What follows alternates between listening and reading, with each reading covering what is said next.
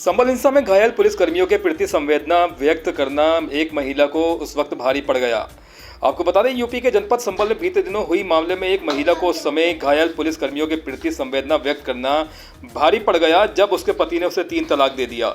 दरअसल आपको बता दें कि संभल दंगे में घायल पुलिसकर्मियों के प्रति संवेदना दिखाने की महिला को मिली सजा काफिर कहकर पति ने दे दिया तलाक। महिला ने पुलिस में की है शिकायत। संभल में हुए उपद्रव के दौरान पुलिसकर्मियों पर हो रहे पथराव का वीडियो देखकर महिला ने उसे गलत बताया था। पीड़िता का आरोप है कि उसका पति एजाजुल आबेदीन ने काफिर कहते हुए उसे 3 तलाक दे दिया है।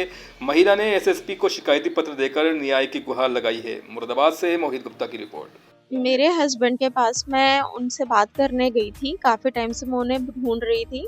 वो 31 अक्टूबर से मुझे छोड़कर लड़ाई झगड़ा कर हाथापाई उन्होंने मेरे साथ की और चले गए। और मैं उनको परेशान होकर ढूंढ रही थी कि बेटे की तबीयत ख़राब है, मेरे पास पैसे भी नहीं है इलाज के।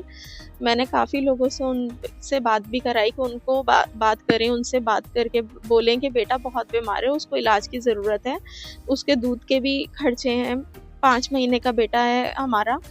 तो उन्हें किसी की परवाह नहीं है। मैं उनके फिर ऑफिस गई। कई बार ऑफिस जाने पर वो मिल नहीं पा रहे थे, मिलना नहीं चाहते थे, तो मैं उनका बाहर ही वेट करती रही कि ये ऑफिस आएंगे या जाएंगे तो मैं इनसे तभी बात कर लूँगी।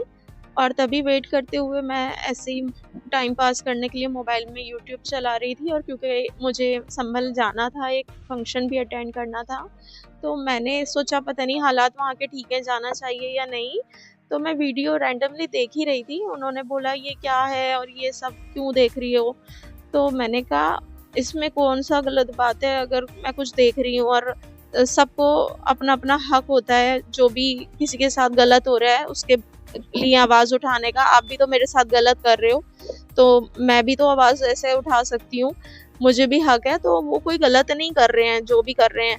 अगर उन्हें भी अपना बचाव का हक है। और कहीं ना कहीं मैं किसी का साथ नहीं दे रही कि वो सही है या गलत है। मुझे दुख है जो उन लोगों के साथ हुआ, लेकिन इस जगह कोई भी इंसान होता, अगर उसके ऊपर कुछ बुरा हो रहा होगा तो वो भी अपने हक के लिए लड़ेगा।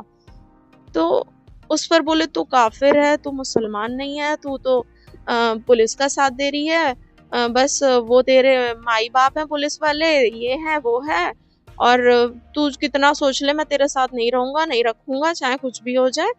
और यहाँ अभी मैं तुझे इसी वक्त तलाक देता हूँ, 3 तलाक मैं देता हूँ, और तू अब मेरे साथ नहीं रहेगी कभी, यहाँ से निकल जा, अब मेरा तेरा कोई वास्ता नहीं है। मैंने कहा ऐसा मत करो, बच्चे का सोचो, छोटा बच्चा है, बीमार है। तो बोले बस जा निकल, बस मेरा हो गया, बस तेरे साथ इतना ही था। हाँ यही वजह रही, और क्या वजह थी, मैं क्या ही बात कर रही थी। और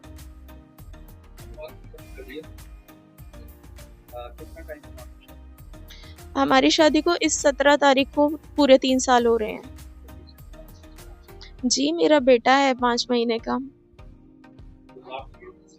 जी मेरी दूसरी शादी थी। मेरे पहले हस्बैंड अब नहीं है इस दुनिया में। मेरे पहले हस्बैंड से 3 बच्चे हैं।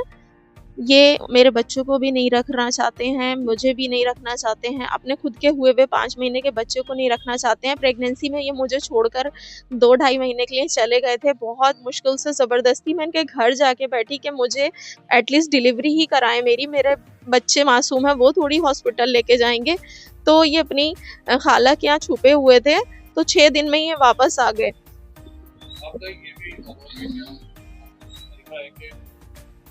शादी करना नहीं चाहते थे तो आपसे जी